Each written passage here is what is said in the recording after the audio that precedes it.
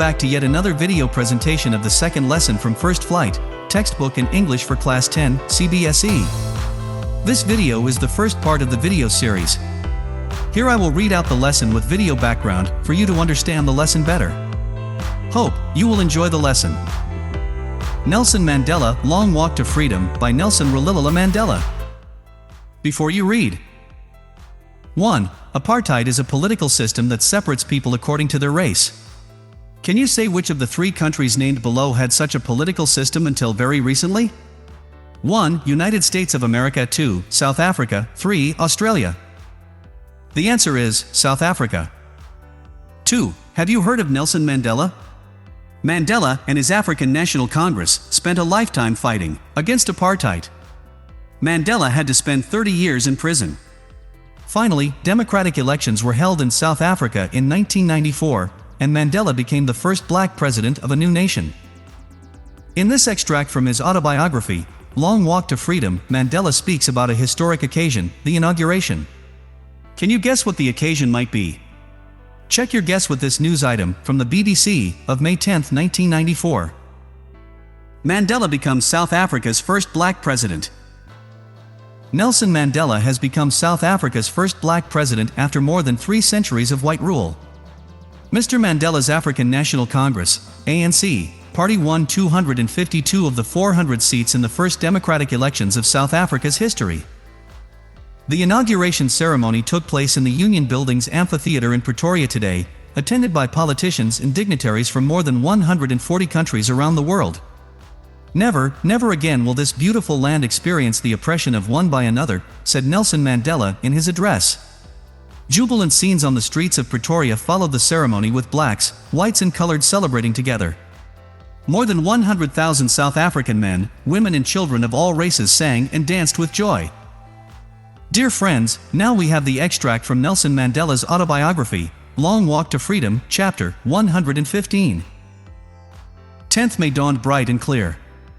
For the past few days, I had been pleasantly besieged by dignitaries and world leaders who were coming to pay their respects before the inauguration. The inauguration would be the largest gathering ever of international leaders on South African soil.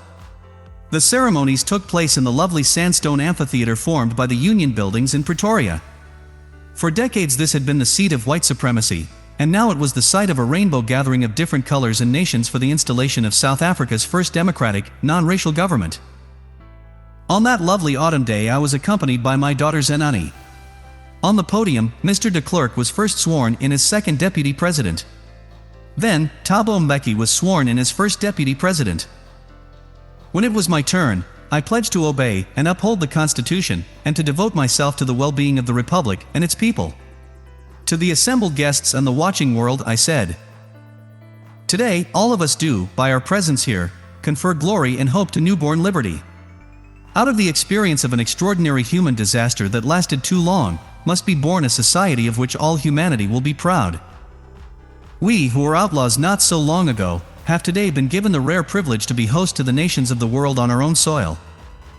We thank all of our distinguished international guests for having come to take possession with the people of our country of what is, after all, a common victory for justice, for peace, for human dignity. We have, at last, achieved our political emancipation. We pledge ourselves to liberate all our people from the continuing bondage of poverty, deprivation, suffering, gender, and other discrimination. Never, never, and never again shall it be that this beautiful land will again experience the oppression of one by another. The sun shall never set on so glorious a human achievement. Let freedom reign. God bless Africa. Oral Comprehension Check, page 18, 19, question 1. Where did the ceremonies take place? Can you name any public buildings in India that are made of sandstones? Answer. The inaugural ceremonies took place in the campus of the Union Building of Pretoria, which were gracefully attended by dignitaries and leaders from almost all over the world. In India, Rashtrapati Bhavan and Red Fort are buildings made of red sandstone. The Parliament House and the Supreme Court of India in New Delhi and Madras High Court in Chennai are some examples of Indian public buildings that are made of sandstone. Question 2. Can you say how May 10th is an autumn day in South Africa? Answer. May 10th is an autumn day in South Africa. It may be explained in 2 ways. The literary explanation refers to the geographical fact that South Africa is situated in the southern hemisphere. That is why it is autumn in the month of May, unlike it is in the northern hemisphere. Autumn or fall in South Africa is from March 1st to May 31st. However, in a figurative explanation, Autumn Day refers to the fact that it was the fall of a racial government in South Africa, because autumn refers to the season of fall when the leaves of the trees fall off, signifying new beginning. On this day, there was the largest gathering of international leaders on South African soil for the installation of South Africa's first democratic, non-racial government, causing the fall of racial government. Question 3. At the beginning of his speech, Mandela mentions an extraordinary human disaster. What does he mean by this? What is the glorious human achievement he speaks of at the end? Answer. By an extraordinary human disaster, Nelson Mandela means to signify the practice of apartheid in South Africa. During this time, there was a racial segregation in South Africa, merely based on color, and the blacks suffered profoundly. They were deprived of their basic human rights. They were never allowed to demand freedom or any right. Mandela himself did spend many inscrutable, painful years on infamous Robben Island in Table Bay, north of Cape Town, South Africa. It was once home to a maximum security prison. As a prisoner, Mandela was beaten ruthlessly.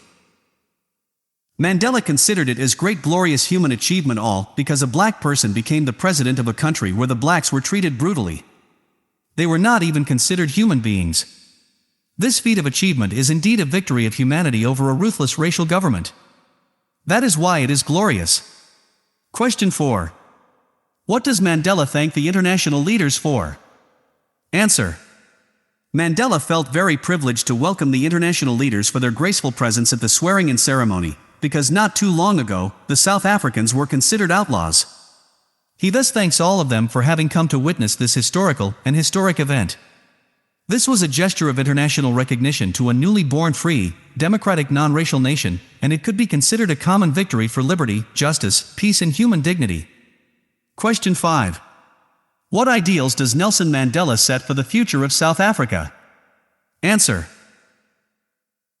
Nelson Mandela set the ideals of liberating people from bondage of segregation, racism, poverty, deprivation and suffering, torture, cruelty, and inhumanity. Besides, he also set the ideal for a society where there would be no discrimination based on gender or racial origins, where the people would live together with dignity, where there would be no oppressor and oppressed. That's all for now, my dear friends and viewers. I will soon be back with the next part of this lesson. I hope that you all have enjoyed this part of the lesson. If so, kindly like, share and comment on the video. Till the next video comes by, till then, have a good day. Your beloved Paul, sir.